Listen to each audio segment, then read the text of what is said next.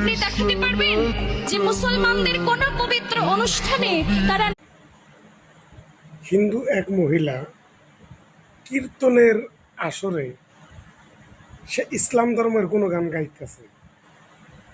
এখন এই বৌদি কি সনাতন ধর্মের দাওয়াত দিতেছে,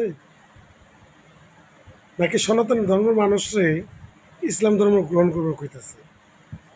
এ নিয়ে অনেক ঠেলাঠেলি চলছে।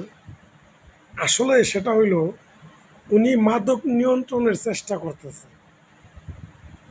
ইসলামে যারা নামাজ পড়ে তারা মাদক সেবন করলেও খুব হুঁশ করে থাকে, সম্মান যেন নষ্ট না হয়। আর হিন্দুরা মাদক বা যে কোনো নেশা অনুষ্ঠান ওপেনে করে, মুসলমানরা করলেও সেটা গোপনে, কিন্তু ওরা ওপেনেই করে। সে মাদক দ্রব্য নিয়ন্ত্রণের চেষ্টা করতে